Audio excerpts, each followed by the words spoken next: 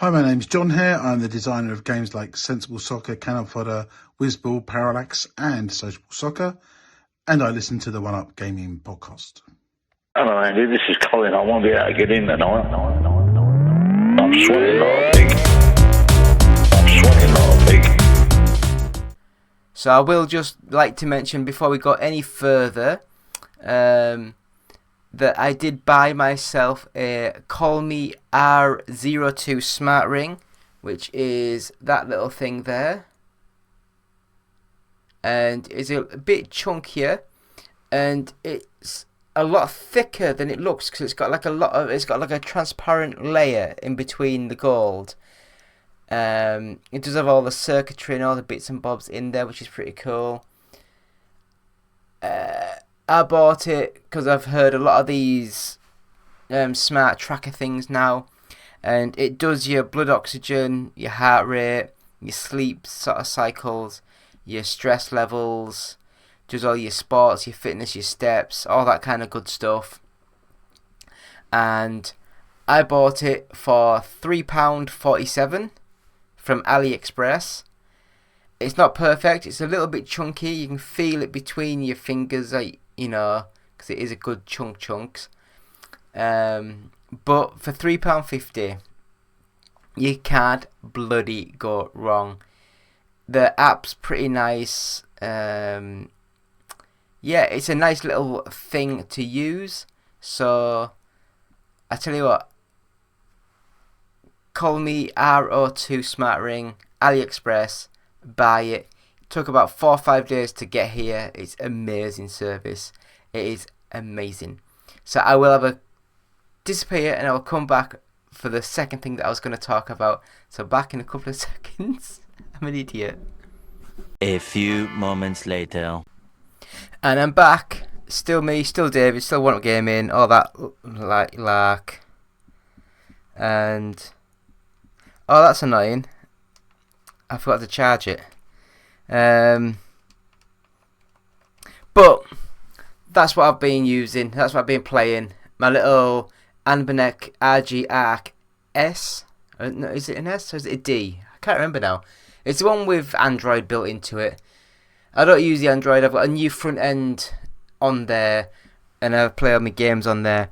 So on that, I have been mostly playing International Superstar Soccer Pro Evolution 2 on the PlayStation 1. I've been playing Ridge Racer 64 because I'd never played the 64 version before. I've also been playing Cannon Fodder on the Mega Drive. I've been playing Megalomania on the Mega Drive. What else have I been playing? SimCity on the SNES. Rock and Roll Racing on the Super Nintendo. I think that sounds about it.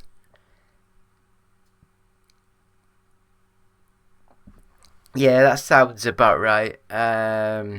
Apologies for anything that I've forgotten to play because I'm an idiot. Anyway, so we'll get into the games played this week. Now, only a few games this week, so not that many to look over.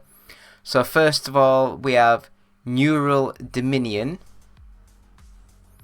And this one is like a turn-based sort of strategy sort of game, similar in the vein of the new versions of XCOM. You know, the ones that came out on the Xbox. So you sort of like, you have so many spaces to move, and you can attack enemies or shoot or defend.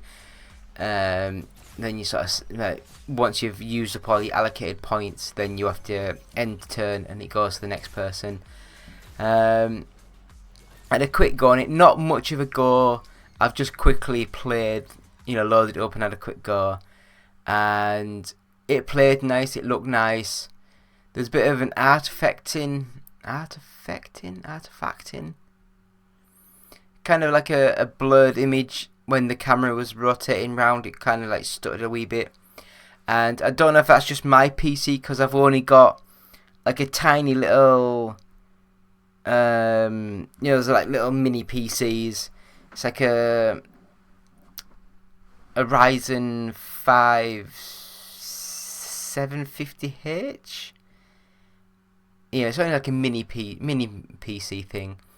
So I apologise if the game doesn't look as good as it should do, but my PC is crap.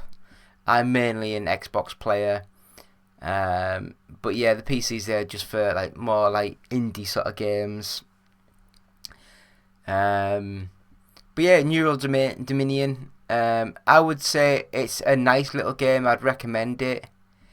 Art style's gorgeous, proper neo future, all the neon and the dark and the black, and looks really good.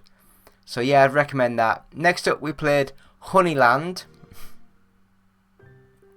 What the hell do I play sometimes? This one is a puzzle game where you've got your, on the bottom of the screen, it's got like your, like walk forward 3 paces, rotate left, then go 4 paces, walk backwards 3 paces, all that type of good stuff. And you've got a puzzle where you have to get from your start point to the, I was going to say a flag, but it's a honey pot, because you're a little bear, and you have to get to your honey pot to eat your honey. And with these icons, you have to work out which icons to use to get to the honey pot. And it's one of those games that's actually quite nice to play, but if it's over a £5, I think they're ripping you off, because it looks just like a mobile game, really basic 3D graphics. It's the exact same sort of like looking of a mobile game where it's got like 1, 2, 3, like level 1, 2, 3, 4, 5. It looks very simple, very basic, and yeah, I mean, there's not that much else to say. The graphics aren't great, but it does the job. But, and this is the but, it is fun to play, and I really enjoyed it. So yeah, I actually really like it.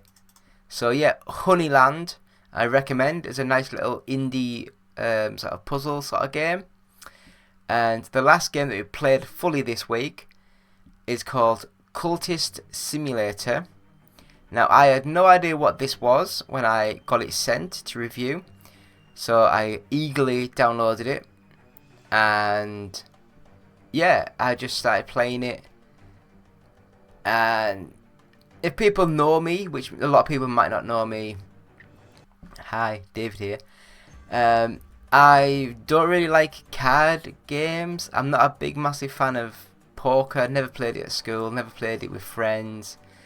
So that type of stuff I've never got into. Pokemon cards and the Magic the Gathering, that's the word I was looking for. I've never got into that, never played that either. So this is I can't even describe what the hell it is. It's just a card game, and there's cards on the deck, and you can combine stuff that are combinable. It's really weird. I couldn't really grasp the actual gameplay elements itself. I was just whacking buttons and hoping for the best, and I lost. So hopefully the gameplay, sort of like the trailer, is doing a better job than me. But graphically, it didn't have any real graphics, and the cards were quite small on the screen. So yeah, it just wasn't the best. But yeah, what are you gonna do? What are you gonna do? So that is the games played this week. I will like to say that EA Sports, they finally updated the FC25 beta, and I downloaded it, updated it, started playing it, and it's not bad, But when did the player movement physics get much more like all these free-to-play sort of games? It felt really off-putting when I was playing it, and I can't remember it being that way before.